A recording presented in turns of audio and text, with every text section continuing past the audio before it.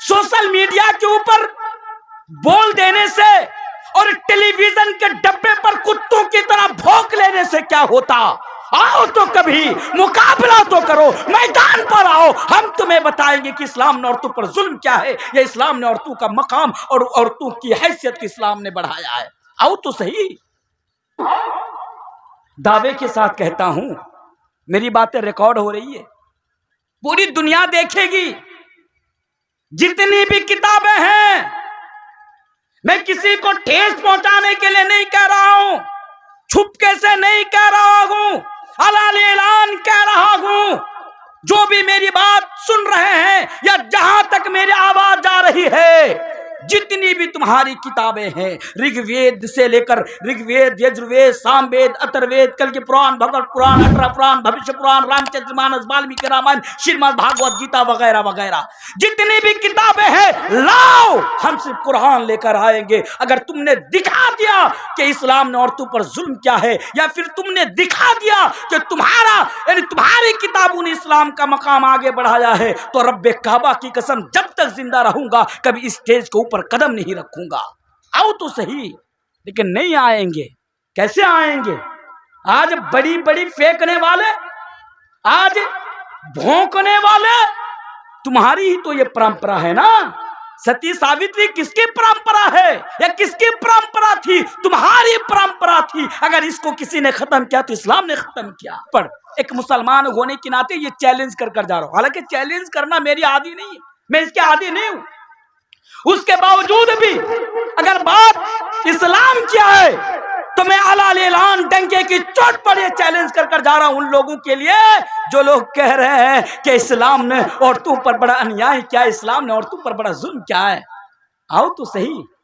अरे social media के ऊपर बोल देने से और टेलीविजन के डब्बे पर कुत्तों की तरह भौंक लेने से क्या होता? आओ तो कभी मुकाबला तो करो, मैदान पर आओ, हम तुम्हें बताएंगे कि इस्लाम ने औरतों पर जुल्म क्या है, या इस्लाम ने औरतों का मकाम और औरतों की हैसियत को इस्लाम ने बढ़ाया है। आओ तो सही।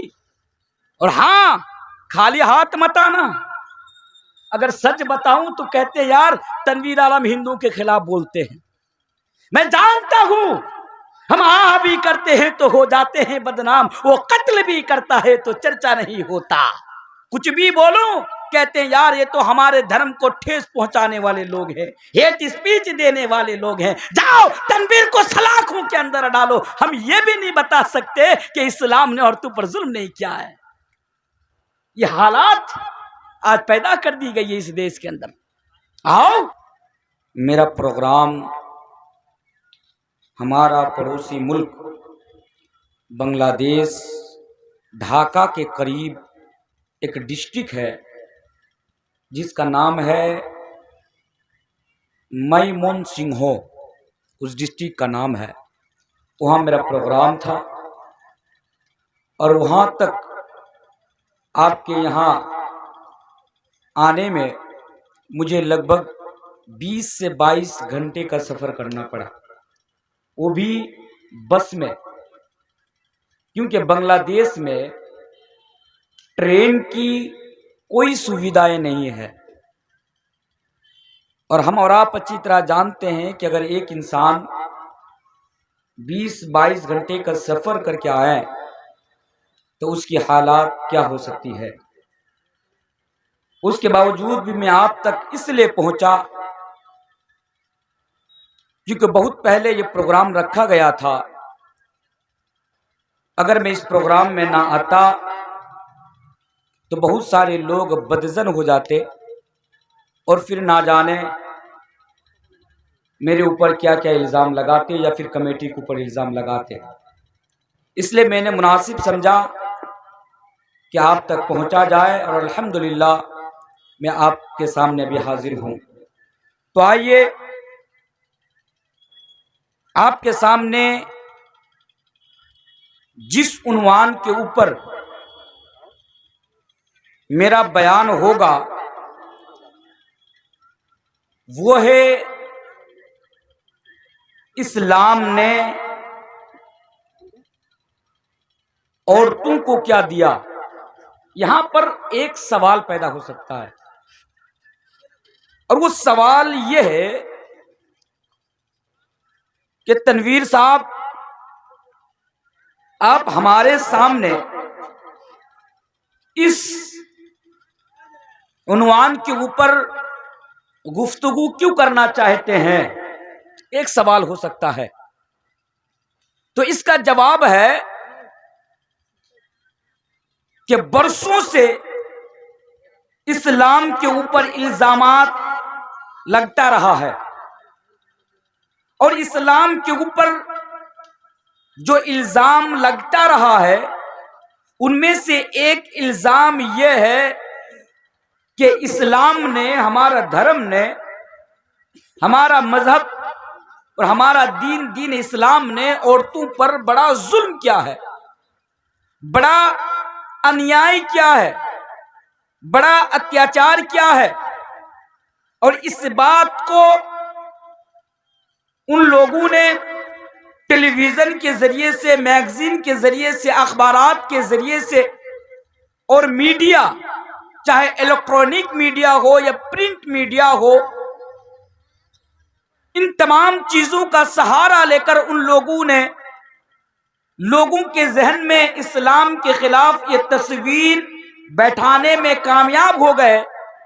وہ لوگ اس مشن میں کامیاب ہو گئے اور لوگ یہ ماننے لگے، یہ سویکار کرنے لگے کہ واقعی اسلام نے عورتوں پر، مہیلا پر بڑا انیائی کیا ہے، بڑا ظلم کیا ہے، بڑا اتیاچار کیا ہے.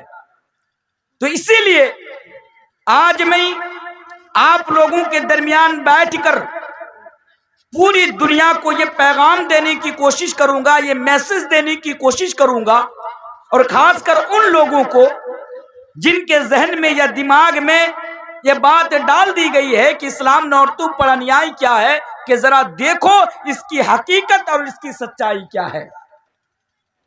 آئیے بڑے ہی مختصر انداز میں اپنی بات کو آپ کے سامنے رکھتا ہوں. زیادہ دور جانے کی ضرورت نہیں ہے. اب تاریخ اٹھائیے،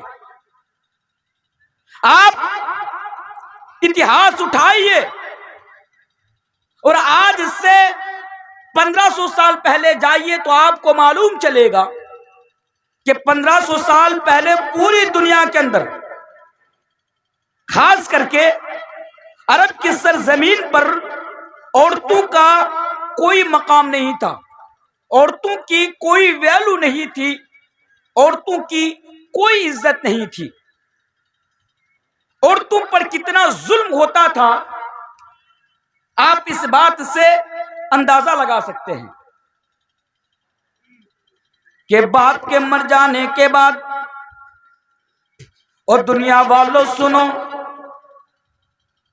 اور ٹیلی ویژن کے ڈبے پر بیٹھ کر اسلام کے اوپر الزام لگانے والوں سنو، اور لوگوں سنو، آج بھی تاریخ کی کتابیں موجود ہیں.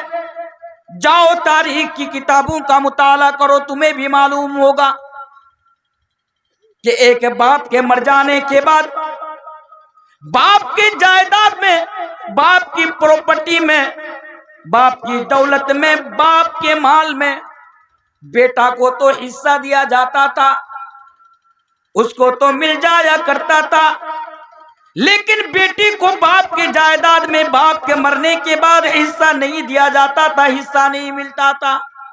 اور اگر کوئی عورت کبھی بغاوت پر اتر آتی کہ نہیں یہ مرنے والا میرا بھی باپ ہے، ان کی جائیداد میں مجھے بھی حصہ چاہیے، ان کی پراپرٹی میں مجھے بھی حصہ چاہیے. اور دنیا والوں ذرا سنو، عورتوں کو لے کر بڑی بڑی باتیں کرنے والوں سنو، اس عورت کو زندہ مار دیا جاتا، اس عورت کو زندہ قتل کر دیا جاتا، اور یہ کہا جاتا کہ تیری اتنی مجال کہ تو مرد کے برابر آ کے کھڑی ہو گئی. یہ ظلم نہیں تو کیا ہے؟ اور لوگوں سنو، ذرا بتاؤ اس سے بڑا عورتوں کے لیے اپمان اور کیا ہو سکتا ہے کہ باپ کے مر جانے کے بعد ایک بیٹا کبھی کبھی اپنی ماں کو اپنی بیوی بنا لیتا تھا. نعوذ باللہ. بتاؤ دنیا والوں، تم ہی بتاؤ، مولوی تنویر کو بتانے کی ضرورت نہیں ہے. باپ کے مر جانے کے بعد اگر سوتیلی ماں زندہ ہوتی تو ایک بیٹا اپنی سوتیلی ماں سے نکاح کر لیتا تھا، اپنی بیوی بنا لیتا تھا۔ کیا یہ عورتوں کی عزت کے لیے حنن نہیں ہے؟ کیا یہ عورتوں کے لیے اپمان نہیں ہے؟ وہ لوگوں قربان جاؤ اسلام کے اوپر۔ وہ اسلام کے دشمنوں، ذرا دماغ کا پردہ ہٹا کر ذرا دیکھو کہ اسلام ہی تو وہ دین ہے، اسلام ہی تو وہ ریلیجن ہے، اسلام ہی تو وہ دھرم ہے کہ پوری دنیا کو یہ پیغام دیا، او لوگوں الا تنکحوا ما نکح آباؤکم من النساء، کہ اس عورت سے نکاح کرنا تمہارے لیے حرام ہے جو جس سے تمہارے باپ نے نکاح کیا ہے۔ یعنی اسلام نے کھلے طور پر یہ پیغام دے دیا کہ اے لوگوں تمہارے لیے تمہاری ماں سے نکاح کرنا حرام ہے۔ اسی طرح اللہ تبارک و تعالی قرآن کریم کے اندر دوسری جگہ پر بیان فرماتا ہے حرمت علیکم امہاتکم، اور لوگوں تمہارے لیے تمہاری ماں سے نکاح کرنا حرام کر دیا گیا ہے۔ یہاں پر اسلام نے عورتوں کو سمان دیا۔ چلو آگے بڑھو، کیونکہ مجھے اسلام نے عورتوں کو کیا حقوق دے اس کی طرف میں مجھے آپ کو لے کر آنا ہے۔ او لوگوں اس سے بڑا عورتوں پر اور ظلم کیا ہو سکتا ہے؟ ذرا غور کرو، آج بھی ہمارے گھروں میں آج جو ہماری مائی اور بہنیں ہیں، انہیں بھی حیض کا خون آتا ہے، انہیں بھی پیریڈ کا خون آتا ہے، اس دور میں بھی آتا تھا۔ ان لوگوں اس دور کی بات کر رہا ہوں، آج سے 1500 سال پہلے کی بات ہے کہ جب کوئی عورت حیض کی حالات میں ہوتی تو اس عورت کو باہر رکھا جاتا تھا، اس کے لیے کھانا کا سامان الگ سے تیار کیا جاتا تھا، یہ انیائی اور اتیاچار ہوتا تھا۔ اب ایک شوہر اپنی بیوی سے بات چیت کرنا بند کر دیتا تھا، ان کے ساتھ بستر پر سونا گوارا نہیں کرتا، ان کا ہاتھ کا کھانا گوارا نہیں کرتا۔ یہ انیائی اور یہ اتیاچار عورتوں پر کیا جاتا تھا؟ وہ دنیا والوں، وہ دنیا کی عورتوں قربان جاؤ اسلام کے اوپر جب اسلام آیا تو یہ پیغام دیا، وہ لوگوں اگر تمہاری بیویاں حالت حیض میں ہو، اگر تمہاری بیویاں اگر پیریڈ کے دنوں میں ہو تو تم اپنی بیوی کے ساتھ سب کچھ کر سکتے ہو، سو بھی سکتے ہو، کھانا بھی کھا سکتے ہو، تم بات چیت بھی کر سکتے ہو، جاؤ دو دل چاہے تم کر سکتے ہو، لیکن ہاں بس اتنا یاد رکھنا اس حالات میں تم اپنی بیوی کے ساتھ تم ہم بستری نہیں کر سکتے ہو۔ دنیا والوں دیکھو، صرف اسلام نے بتایا نہیں، آؤ اگر تمہیں توفیق ہو تو کبھی اسلام کی کتابیں بھی پڑھ کر اٹھانا۔ ہماری مائیں امہات المومنین حضرت عائشہ رضی اللہ تعالیٰ عنہ بیان فرماتی ہے کہ جب میں حالت حیض میں ہوتی، برتن کے گلاس کے جس جگہ پر منہ رکھ کر میں پانی پیتی، وہی گلاس وہی برتن میں نبی کے سامنے پیش کرتی، نبی بھی اسی جگہ پر منہ لگا کر منہ رکھ کر پانی پیتے۔ اور لوگوں ذرا دیکھو، اسلام نے صرف بتایا نہیں بلکہ نبی نے تو پریکٹیکل کر کے بھی اس کو دکھا دیا۔ آؤ میں تمہیں کیسے بتاؤں کہ اسلام نے عورتوں پر کتنا یعنی بھلا کیا ہے، اسلام نے عورتوں کے اوپر یعنی عورتوں کو کتنا ان کا مقام بلند کیا ہے، کیسے بتاؤں؟ بس اتنا سمجھ لینا، ڈنکے کی چوٹ پر ایک مسلمان ہونے کے ناطے یہ چیلنج کر جا رہا ہوں، حالانکہ چیلنج کرنا میری عادی نہیں ہے، میں اس کے عادی نہیں ہوں، اس کے باوجود بھی اگر بات اسلام کیا ہے تو میں اعلان ڈنکے کی چوٹ پر یہ چیلنج کر جا رہا ہوں ان لوگوں کے لیے جو لوگ کہہ رہے ہیں کہ اسلام نے عورتوں پر بڑا انیائی کیا ہے، اسلام نے عورتوں پر بڑا ظلم کیا ہے۔ آؤ تو صحیح، ارے سوشل میڈیا کے اوپر بول دینے سے اور ٹیلی ویژن کے ڈبے پر کتوں کی طرح بھونک لینے سے کیا ہوتا؟ آؤ تو کبھی مقابلہ تو کرو، میدان پر آؤ، ہم تمہیں بتائیں گے کہ اسلام نے عورتوں پر ظلم کیا ہے، یہ اسلام نے عورتوں کا مقام اور عورتوں کی حیثیت کی اسلام نے بڑھایا ہے۔ آؤ تو صحیح، اور ہاں خالی ہاتھ مت آنا، اگر سچ بتاؤں تو کہتے یار تنویر عالم ہندوؤں کے خلاف بولتے ہیں، میں جانتا ہوں ہم بھی کرتے ہیں تو ہو جاتے ہیں بدنام، وہ قتل بھی کرتا ہے تو چرچا نہیں ہوتا، کچھ بھی بولوں کہتے ہیں یار یہ تو ہمارے دھرم کو ٹھیس پہنچانے والے لوگ ہیں، ہیٹ اسپیچ دینے والے لوگ ہیں، جاؤ تنویر کو سلاخوں کے اندر ڈالو۔ ہم یہ بھی نہیں بتا سکتے کہ اسلام نے عورتوں پر ظلم نہیں کیا ہے۔ یہ حالات آج پیدا کر دی گئی ہے اس دیش کے اندر. آؤ دعوے کے ساتھ کہتا ہوں، میری باتیں ریکارڈ ہو رہی ہے، پوری دنیا دیکھے گی. جتنی بھی کتابیں ہیں، میں کسی کو ٹھیس پہنچانے کے لیے نہیں کہہ رہا ہوں، چھپکے سے نہیں کہہ رہا ہوں، علن اعلان کہہ رہا ہوں. جو بھی میری بات سن رہے ہیں یا جہاں تک میری آواز جا رہی ہے، جتنی بھی تمہاری کتابیں ہیں، رگ وید سے لے کر رگ وید، یجروید، سام وید، اتر وید، کل کے پران، بھگوت پران، 18 پران، بھوشیہ پران، رام چرت مانس، والمیکی رامائن، شریمد بھاگوت گیتا وغیرہ وغیرہ، جتنی بھی کتابیں ہیں لاؤ، ہم صرف قرآن لے کر آئیں گے. اگر تم نے دکھا دیا کہ اسلام نے عورتوں پر ظلم کیا ہے، یا پھر تم نے دکھا دیا کہ تمہاری کتابوں نے اسلام کا مقام آگے بڑھایا ہے، تو رب کعبہ کی قسم جب تک زندہ رہوں گا کبھی اس اسٹیج کے اوپر قدم نہیں رکھوں گا. آؤ تو صحیح، لیکن نہیں آئیں گے. کیسے آئیں گے؟ آج بڑی بڑی پھینکنے والے، آج بھونکنے والے، تمہاری ہی تو یہ پرمپرا ہے نا. ستی ساوتری کس کی پرمپرا ہے یا کس کی پرمپرا تھی؟ تمہاری پرمپرا تھی. اگر اس کو کسی نے ختم کیا تو اسلام نے ختم کیا. شوہر مر گیا، شوہر کے ساتھ بیوی کو بھی اسی چتا میں، اسی آگ میں جلا دو. یہ کس کی پرمپرا تھی؟ اس پر کون لوگ عمل کرتے تھے؟ آؤ ذرا بتاؤ تو صحیح دنیا والوں کو. تم آیا، تم نے نعرہ لگایا بیٹی بچاؤ بیٹی پڑھاؤ. میں نام نہیں لوں گا کسی کا، معاف کیجئے گا. میں ادھر ادھر کی باتیں نہیں کرتا ہوں، کیونکہ بہت پیچھے پڑے ہیں وہ لوگ. آپ لوگ معلوم ہے، آپ لوگوں کو بہت پیچھے پڑے ہوئے ہیں.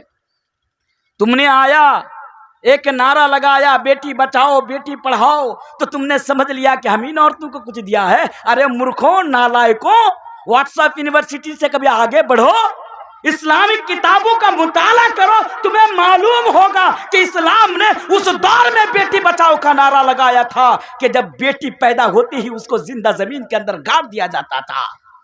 اٹھاؤ قرآن. اللہ تبارک و تعالیٰ قرآن کریم کے اندر بیان فرماتا ہے، وَإِذَا بُشِّرَ أَحَدُهُم بِالْأُنثَىٰ ظَلَّ وَجْهُهُ مُسْوَدًّا وَهُوَ كَظِيمٌ يَتَوَارَىٰ مِنَ الْقَوْمِ مِن سُوءِ مَا بُشِّرَ بِهِ أَيُمْسِكُهُ عَلَىٰ هُونٍ أَمْ يَدُسُّهُ فِي التُّرَابِ. ان لوگوں کا ایسا بھی ٹائم تھا، ان لوگوں ایک ایسا بھی دور تھا کہ جب کسی گھر میں بیٹی پیدا ہوتی تو باپ پشو پیش میں پڑ جایا کرتا تھا. کیا میں کیا کروں، میں اس حالات میں کیا کروں؟ میرے گھر میں بیٹی پیدا ہو گئی، اگر میں بیٹی کو پالتا ہوں، اگر میں اس کی پرورش کرتا ہوں تو دنیا والے مجھے ذلیل کہیں گے، دنیا والے میرا مذاق بنائیں گے. اس سے بہتر یہی ہے کہ بیٹی کو زندہ زمین کے اندر گاڑ دوں. اور لوگوں اس دنیا کے اندر نہ جانے کتنے لوگوں نے اپنی بیٹی کو زندہ زمین کے اندر گاڑا تھا. امام بغوی رحمہ اللہ تعالی بیان فرماتے ہیں، میرا قول نہیں، امام بغوی بہت بڑے امام ہیں. امام بغوی رحمہ اللہ تعالی بیان فرماتے ہیں کہ جب ایک بیٹی 6 سال کی ہو جاتی ہے، جب بھی یہ واقعہ پڑھتا ہوں یا جب بھی کہیں پر بیان کرتا ہوں تو آنکھوں میں آنسو آ جاتا ہے. ایک بیٹی جب 6 سال کی ہو جاتی، وہ لوگ کتنے بے مروت لوگ تھے، ذرا غور کیجئے. باپ جنگل میں جاتا، گڈھا کھودتا، زمین کو کھود کر باہر نکالتا. جب گڈھا تیار ہو جاتا گھر میں آتا، گھر میں آنے کے بعد باپ بی بی سے کہتا، او میری بی بی جاؤ بیٹی کو نہلاؤ، بی بی جاؤ بیٹی کو لباس پہناؤ. بی بی پوچھتی شوہر اچانک کیا بات ہے، بیٹی کو کہاں لے کر جانے والے ہیں؟ باپ جواب دیتا، یعنی شوہر جواب دیتا کہ آج اس کو گھمانے کے لیے لے کر جانے والا ہوں. 6 سال کی معصوم بچی ہے. وہ میڈیا والوں، اگر تم نے اپنی ماں کا حلال دودھ پی کر اگر تم نے بڑے ہوئے ہو، کبھی اس واقعہ کو بھی کبھی ٹیلی ویژن کے ڈبے پر بیٹھ کر چلا دینا. 6 سال کی معصوم بچی ہے، 6 سال کی معصوم بیٹی ہے. بیٹی کو معلوم نہیں کہ کچھ ہی دیر کے بعد میرا باپ مجھے زندہ زمین کے اندر گاڑ دے گا، زندہ زمین کے اندر مجھے یعنی مٹی میں دفن کر دے گا. माँ जब बेटी से कहती है बेटी आजा नहा ले, लिबास पहन कर तैयार हो जा, आज तेरा बाप बड़े दिनों के बाद तुझे बाहर घूमने के लिए लेकर जाने वाला है। बेटी भी खुशी खुशी तैयार हो जाती है, कोई बात नहीं माँ मैं नहा लेती हूँ। और लोगों ये बेटी को मालूम नहीं, खुशी खुशी नहाती है, लिबास पहनती है, बाप की उंगली पकड़ कर चलना शुरू कर देती है। और ये बाप उस बेटी को आगे ले जाकर जिंदा जमीन के अंदर गाड़ देता है, जिंदा जमीन के अंदर दफन कर देता है। यही तो इस्लाम है। ऐसे मौके पर बेटी बचाओ का नारा लगाया। इस्लाम ने दुनिया इंसानियत को ये पैगाम दिया। इस्लाम ने सिर्फ ये नहीं कहा कि ये मुसलमानों के लिए है, ये हिंदुओं के लिए है, ये सिखों के लिए है, ये ईसाई के लिए है, बल्कि इस्लाम ने तो पूरी दुनिया की बेटियों के लिए बयान फरमाया। और लोगों अपनी बेटियों को जिंदा जमीन के अंदर ना गाड़ा करो, और लोगों अपनी बेटियों को जिंदा जमीन के अंदर ना गाड़ा करो। कुरान कहता है वइदल मऊदतु सुइलत बिअय्यि दम्बिन कुतिलत। और लोगों याद रखो अगर तुमने अपनी बेटी को कत्ल किया, यहाँ पर बेटा को भी ऐड कर सकते हैं, उन्हें भी यहाँ पर मिला सकते हैं, लेकिन अगर बात बेटी की चल रही है तो मैं बेटी की बात बता रहा हूँ। वइदल मऊदतु सुइलत बिअय्यि दम्बिन कुतिलत। और लोगों अगर तुम अपनी दुनिया में अगर अपनी बेटी को कत्ल करोगे तो कल कयामत के रोज तुम्हें अल्लाह की बारगाह में खड़ा किया जाएगा और तुम्हारी बेटी से पूछा जाएगा, तुम्हारी बेटी से सवाल किया जाएगा कि बताओ तुम्हें किस जुर्म के बिना पर तुम्हारे बाप ने कत्ल किया था। बताओ इस्लाम ने 14, तुमने तो 2014 के बाद नारा लगाया, अरे इस्लाम ने तो 1400 साल पहले नारा लगाया, और आज बात करते हो इस्लाम ने औरतों पर जुल्म क्या। चलिए आगे आइए। अच्छा यहां पर ना एक बात मैं बता के जा रहा हूं आपके सामने। क्या आज चले गैरों की बात छोड़िए, हम अपनी बात कर रहे हैं। आज 1500 साल पहले ऐसा होता था, यह हकीकत है। क्या आज ऐसा नहीं होता है? क्या आज हमारे समाज में बेटियों को कत्ल नहीं किया जाता है? क्या आज हमारे समाज में बेटियों को जिंदा नहीं मारा जाता है? जी हाँ, आज भी हमारी बेटियां कत्ल हो रही है, आज भी हमारी बेटियां। फर्क क्या है? मैं फर्क आपको दिखा रहा हूं। 1400 साल पहले में और 2024 में बस फर्क इतना सा है कि 1500 साल पहले बेटी पैदा होने के बाद कत्ल करते थे, और आज इस दौर में बेटी के पैदा होने से पहले कत्ल करते हैं।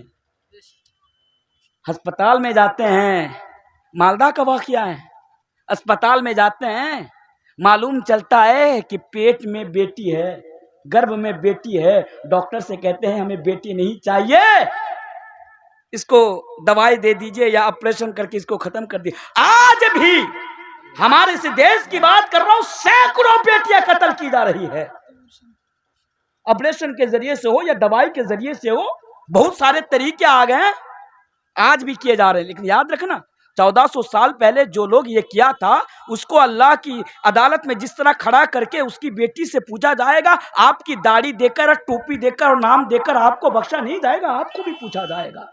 जिन्होंने बेटियों को जिंदा कत्ल किया था वो जितना बड़ा अपराधी है, आपने उसको मां के पेट में कत्ल किया, आप भी उससे कम बड़ा अपराधी नहीं है, यह आपको याद रखना पड़ेगा, आप भी बड़े अपराधी है।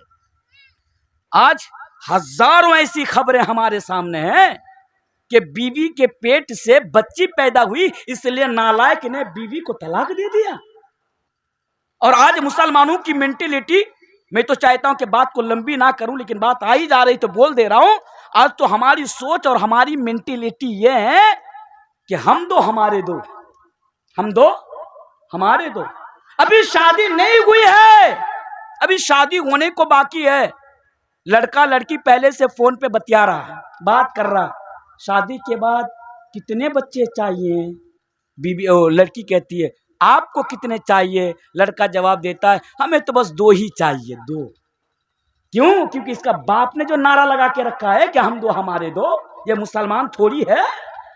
اگر یہ مسلمان ہوتا تو انہیں وہ حدیث بھی معلوم ہوتی کہ نبی نے بیان فرمایا تھا تزوجوا الودود الولود فانی مکاثر بکم الامم.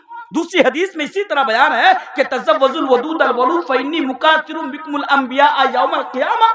تم اس عورت سے نکاح کرو جو زیادہ سے زیادہ بچہ جننے والی ہو، تاکہ میں کل قیامت کے روز اپنی امت کی تعداد کو دیکھ کر میں فخر محسوس کروں. نبی کہہ رہے ہیں، ہمارے رسول ہمیں کہہ رہے ہیں کہ تم اس عورت سے شادی کرو جو زیادہ سے زیادہ بچہ جننے والی ہو. اور ابھی شادی ہوئی نہیں، ہم نے پہلے پلاننگ کر لیے کہ ہمارے دو سے زیادہ نہیں لیں گے. اس سے تو بہتر ہے تو ہجڑا سے شادی کر لے، ایک بھی بچہ نہیں پیدا ہوگا.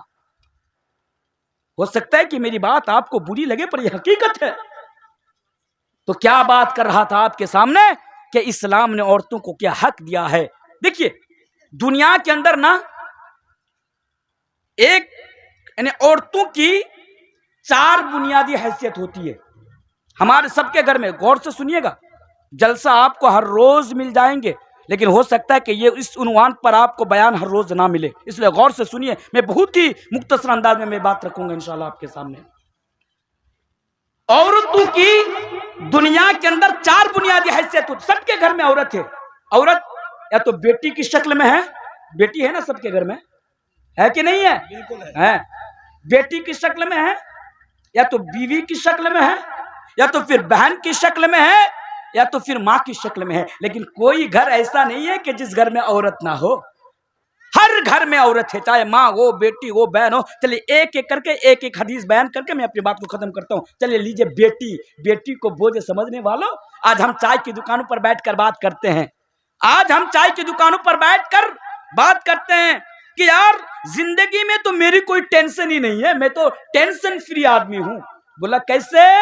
بولا میرے گھر میں 5 بیٹا ہے. ایک بیٹا سعودی عرب میں رہتا ہے، ایک بیٹا دبئی میں رہتا ہے، ایک بیٹا کویت میں رہتا ہے، اور ایک بیٹا گاؤں میں گھر میں زمین جائیداد جو ہے دیکھ ریکھ کرتا ہے، وہ گھر ہی میں رہتا ہے. بیٹا کماتا ہے، مجھے دیتا ہے، اور میں چائے کی دکانوں میں بیٹھ کر چائے پی کر میں رات اور دن گزار دیتا ہوں، مجھے کوئی ٹینشن نہیں ہے.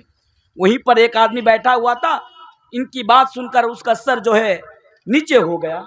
کسی نے پوچھا بھئی آپ کو کیا ہوا، آپ کا سر کیوں نیچے آ گیا؟ تو وہ کہتا ہے ہماری بھاشا میں کی کو بھائی کوسٹر کو تھا کپل ফুটো হয়ে গিয়েছে. وہ جو কপাল ফুটো হয়ে গিয়েছে, وہ جو কপাল ফুটো হয়ে গেছে মানে বলছে খালি বাড়তে বেটি আর বেটি, বেটি আর বেটি, বেटी আর बेटी.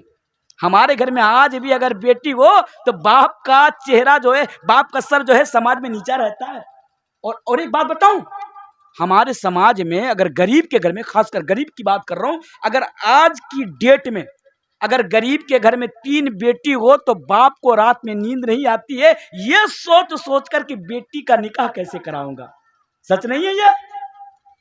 جب بیٹی ہمارے گھر میں جیسے جیسے بڑی ہوتی جاتی ہے، باپ کی ٹینشن اتنی ہی آگے نکلتی جاتی ہے.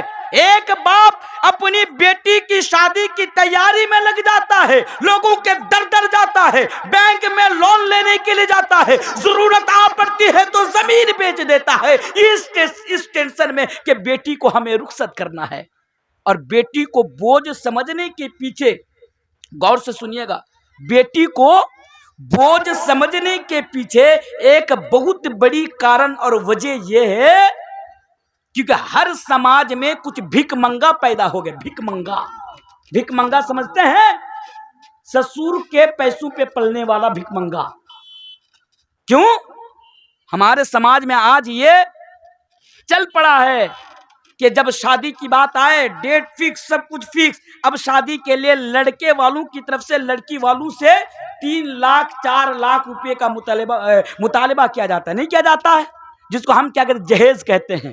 جہیز کہتے ہیں. بھائی ایک آدمی دن میں کسی طرح روزی روٹی کمانے کے چکر میں 400-500 روپیہ کماتا ہے، بھلا وہ بیٹی کی شادی میں 3 لاکھ روپیہ کہاں سے وہ ارنج کرے گا؟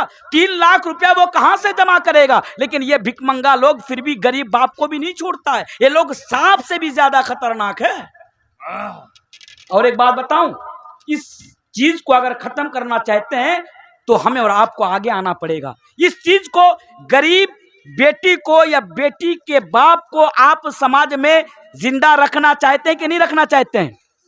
تو ہمیں ایک کام کرنا پڑے گا. غور سے سنیے, مجھے معلوم ہے نیند آپ پر غالب آ چکی ہے, مجھے وہ ماحول دیجیے. اگر آپ چاہتے ہیں کہ آپ کے سماج میں لوگ بیٹی کو بوجھ نہ سمجھے تو ہمارے سماج سے جہیز جیسی بیماری کو ختم کرنی پڑے گی. جہیز کو ختم کرنا پڑے گا. تو صرف بولنے سے ختم ہوگا. آج مولوی تنویر عالم جہیز کے خلاف پہلی بار تقریر نہیں کر رہا, یا پہلی بار نہیں بول رہا ہے. برسوں سے مولانا علماء کرام آپ سے کہہ رہے ہیں کہ جہیز لینا دینا حرام, جہیز دینا بند کرو, جہیز دینا بند کرو. جہیز کے چکر میں ہماری بیٹیاں آج خودکشی کا شکار ہو رہی ہے, ہماری بیٹیاں سوسائڈ ہو رہی ہے, سوسائڈ کر رہی ہے اپنے آپ کو. جہیز بند کرو. پھر بھی ہمارے سماج سے جہیز کی بیماری ختم نہیں ہو رہی ہے, یہ بیماری دھیرے دھیرے اور آگے بڑھ رہی ہے. اگر آپ اس جہیز جیسی بیماری کو اور اس لعنت کو اگر ختم کرنا چاہتے ہیں تو ایک ایک مسلمانوں کی اس کی ذمہ داری لینی پڑے گی. اور انشاءاللہ میں اللہ کو گواہ بن کر کہہ رہا ہوں, اگر مولوی تنویر کی اس بات پر اگر عمل ہو جائے تو ایک دن میں ہمارے سماج سے جہیز جیسی بیماری ختم ہو جائے گی, ایک دن میں. اور وہ طریقہ کار کیا ہونا چاہیے؟ وہ طریقہ کار یہ ہونا چاہیے کہ آپ کے گھر میں بیٹی ہے, جب شادی کی بات آئے گی, جب شادی کی بات آگے بڑھے گی, اگر لڑکا والوں کی طرف سے اگر جہیز کا مطالبہ کیا جائے, اگر جہیز مانگا جائے تو ایسے بھک منگا کے ہاتھ میں بیٹی نہیں, اس کے منہ میں 2 جوتا مار کر گھر سے ودا کرنا. بولے انشاءاللہ. اگر ان بھک منگوں کے چہروں پر جب تک جوتا نہیں ماریں گے, جب تک اپنے گھر سے نکال کر باہر نہیں پھینکیں گے, تب تک یہ بیماری ہمارے سماج سے ختم نہیں ہوں گی. اگر یہ بیماری آگے بڑھ رہی ہے تو اس کے ذمہ دار ہم اور آپ خود ہیں. بیٹی کو بوجھ سمجھنا میرے بھائیوں, اگر آپ کے گھر میں بیٹی ہو تو آپ سر نیچے نہیں سر اوپر کر کے آپ زندگی گزاریے, کیونکہ بیٹی کا مقام بہت بلند ہے. آئیے حدیث میں آپ کے سامنے رکھتا ہوں. بیٹی, اسلام نے بیٹی کو کیا مقام دیا, کیونکہ میرا موضوع ہے اسلام نے عورتوں کو کیا دیا. اللہ کے پیارے حبیب جناب محمد رسول اللہ صلی اللہ علیہ وسلم بیان فرماتے ہیں. چلیے جلدی جلدی 3 حدیث رکھ دیتا ہوں. من آل جاریتین حتی تبلغا جاء یوم القیامہ انا وہوا وضم اصابعہ. ایک حدیث. دوسری حدیث اللہ کے رسول بیان فرماتے ہیں, من آل جاریتین دخلت انا وہو الجنت کہاتین واشار باصبعیہ. 2 حدیث ہو گئی. آئیے صحیح بخاری کے اور ایک حدیث میں آپ کے سامنے رکھ دیتا ہوں. یہ جو دونوں حدیث آپ کے سامنے پڑھی گئی, دونوں حدیث صحیح ہے. قیامت کی صبح تک کوئی مائیں کا لال اس حدیث کے اوپر انگلی اٹھا کر بات نہیں کر سکتا. اور لوگوں آؤ, بیٹی کو بوجھ سمجھنے والوں, بیٹی کی وجہ سے اپنے سماج میں سر کو نیچا رکھنے والوں, آؤ ذرا دیکھو تو صحیح بیٹی کی کیا فضیلت ہے, اور اسلام نے آپ کے گھر میں پلنے والی بیٹی کو کیا مقام دیا ہے, کیا حق دیا ہے. اللہ حضرت عائشہ رضی اللہ تعالیٰ عنہ بیان فرماتی ہے کہ میں گھر میں موجود ہوں, نبی گھر میں موجود نہیں ہے. ایک بھکارن, ایک عورت, ایک لیڈی اپنی چھوٹی چھوٹی 2 بیٹی کو لے کر نبی کے گھر میں آتی ہے. ایک عورت اپنی 2 بیٹی کو لے کر نبی کے گھر میں آتی ہے. آنے کے بعد حضرت عائشہ رضی اللہ تعالیٰ عنہ سے کہتی ہے, اے عائشہ کئی دنوں سے بھوکے ہیں, اے عائشہ ہم تینوں بھوکے مارے تڑپ رہے ہیں, اے عائشہ اگر آپ کے گھر میں ہمیں کھلانے کو کچھ ہو تو وہ دے دیجئے. اور لوگوں ذرا غور کرو, نبی کا گھر ہے, نبی کے گھر میں آئے اور نبی کے گھر میں کہہ رہے ہیں کہ آپ کے گھر میں اگر کچھ کھانا ہو تو وہ کھانا دے دیجئے. حضرت عائشہ گھر میں تلاشتی ہے, لیکن ان تینوں کو کھلانے کے لیے نبی کے گھر میں کچھ نہیں ملتا ہے. وہ لوگوں یہاں پر ایک مسئلہ یہ نکلتا ہے کہ نبی کا گھر ہے, وہ کوئی عام انسان کا گھر نہیں ہے, وہ کوئی معمولی انسان کا گھر نہیں ہے, وہ سید الانبیاء کا گھر ہے, وہ رحمت للعالمین کا گھر ہے, وہ آخری نبی کا گھر ہے. لیکن نبی کے گھر میں 2 چھوٹی چھوٹی بچی کو اور اس کی ماں کو کھلانے کے لیے نبی کے گھر میں کوئی چیز موجود نہیں. کیا پتا چلا؟ اس سے کیا سمجھے؟ اس سے ہمیں یہ مسئلہ ہمیں ملتا ہے, اس سے یہ بات ثابت ہو جاتی ہے کہ نبی نے کبھی دنیا کے لیے نہیں سوچا تھا. نبی نے کبھی دنیا کے لیے نہیں سوچا تھا. یہ الگ بات ہے کہ ہم دنیا کے لیے سب کچھ کر رہے ہیں. اگر آج بھی 2 سال کا لاک ڈاؤن لگا تھا کہ نہیں لگا تھا؟ آپ کی ادھر لگا تھا نا, 2 سال کا لاک ڈاؤن لگا تھا. ہم اور آپ آرام سے گھر میں زندگی گزار لیں. یہ الگ بات ہے, پریشانی ہوئی ہے لوگوں کو, لیکن ہم آرام سے, بہت سارے لوگ ایسے بھی ہیں مسلمانوں کے اندر, اگر 10 سال کا لاک ڈاؤن لگ جائے تو وہ آسانی کے ساتھ وہ 10 سال گھر میں بیٹھ کر اور سو کر وہ گزار لے گا, کیونکہ وہ دنیا پرست, دنیا کے لیے اتنا کچھ جمع کر لیا ہے. لیکن مسلمانوں دنیا کے پیچھے بھاگ رہے ہو. ذرا حدیث پر ذرا غور تو کرو کہ نبی کے گھر میں کھلانے کے لیے بھی کچھ بھی نہیں ہے. اور ایک چیز بتاؤں یہاں پر, یہی تو دنیا پرستی ہے, یہی تو وہ دنیا پرستی ہے کہ جس کی وجہ سے آج ہم اور آپ پوری دنیا میں جوتا کھا رہے, جوتا کھا رہے. کہاں خوش ہے مسلمان, کہاں سکون کی زندگی جی رہے مسلمان. ارے انڈیا تو دور کی بات, بنگلہ دیش تو مسلم کنٹری ہے. میں کل آج گھوم کے آ رہا ہوں بنگلہ دیش سے. بنگلہ دیشی مسلمانوں کا حال جا کر دیکھیے. آپ کو معلوم ہے میں یہاں بات کروں گا, میری بات بنگلہ دیش پہنچے گی, مجھ پر مجھے کوئی فرق نہیں پڑتا. بنگلہ دیشی مسلمان آج کس حال میں وہاں پہ زندگی جی رہے ہیں. کبھی خبر بھی جا کر لے کر دیکھیے, در در کی ٹھوکریں کھا رہے بنگلہ دیش کے مسلمان. صرف بنگلہ دیش اور بھارت کی بات نہیں, بلکہ پوری دنیا کے اندر آج مسلمان در در کی ٹھوکریں کھا رہے ہیں. بھئی کیا وجہ ہے؟ سب سے بڑی وجہ ہے یہ دنیا پرستی, یہ دنیا پرستی. لیکن ہمیں کیا لینا دینا, ہم تو جوتا کھائیں گے, پر دنیا پرستی ہم اپنے دل سے دنیا کی محبت نہیں نکالیں گے, کیونکہ آج مسلمان تو جوتا خور مسلمان بن چکا ہے.